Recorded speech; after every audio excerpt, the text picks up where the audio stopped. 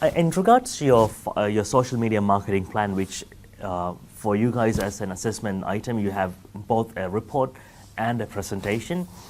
A sample marketing plan for your subject is actually given in your prescribed textbook, Barker et al., 2016 edition, and please go through the actual chapter in detail because it goes through every single component within a social media marketing plan that you would have to understand and account for when you actually create a social media marketing plan.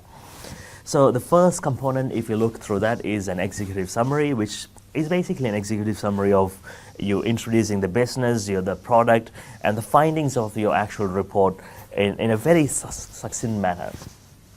Then you have a brief overview of the where you kind of give the reader a brief overview of the actual industry that the firm is in, and a quick look of the past, the present, and the likely future of your industry, and also your organization's track record in it. And you would also account for explaining the competitive advantage that your company can gain through social media marketing.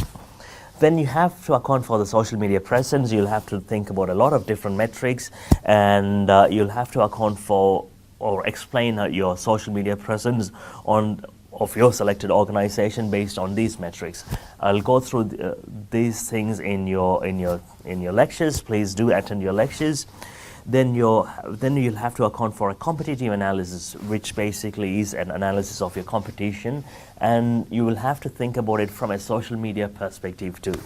So you would account for a strength, weakness, opportunities, and threat analysis, which is a SWOT analysis, with at least three competitors and your major competitors within the product that you chose. Then you account for your goals, and you have to determine the social media goals specifically that would actually give your organization a competitive advantage. So there's a lot of hints and in your lectures. Please go through that in detail. You'll have to think about how can you build your brand, how can you improve recommendations, how can you provide or produce more new product ideas, and then you have idea generation, etc. So there's a lot of different goals that you can have as part of your social media marketing plan. Then in terms of your strategies, you will have to identify the best strategy that you would have to account for when you're choosing a social media marketing plan. Specifically, you'll have to account for the 8 C's of strategy development that is gone through in the first 2 weeks of your lectures. Then you'll have to specifically look at your target market. Who is your target audience? Is that the millennials, or are you targeting a different audience, and is it a much more generic audience? You'll have to think about demographic factors, you have to look at psychographic factors, and all these things you'll have to hone in on a specific target market so that you can create a social media marketing plan specifically for the target audience. You'll have to also think about the different platforms that you'll have to account for, which can include Facebook, LinkedIn, Twitter, Instagram, etc.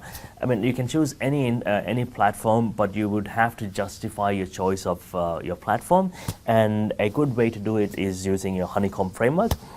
And then you'll have to actually think about how can you implement your social media marketing plan using different tactics for selected social media platforms. So if you have something for Facebook, what are the implementation techniques or tactics that you would use for your company on Facebook? So you'll have to think about that and write about that in your report and present it during your presentation. In terms of your monitoring, there's a lot of tracking, measuring, and evaluating strategies that you will, or tools that I would be introducing you to during the course of your lecture. And you will have to use these and tell me what type of social media monitoring tools are you going to use, and why did you select those tools. And so these are the different things that you would have to account for when you create your report. And there is an in-class presentation of the findings of your research, of your report, and that would be usually done either in week 6 or sometimes in week 7. Please refer to your unit outline and your model to determine the exact dates and the schedules of your presentation and your group report submission. Thank you.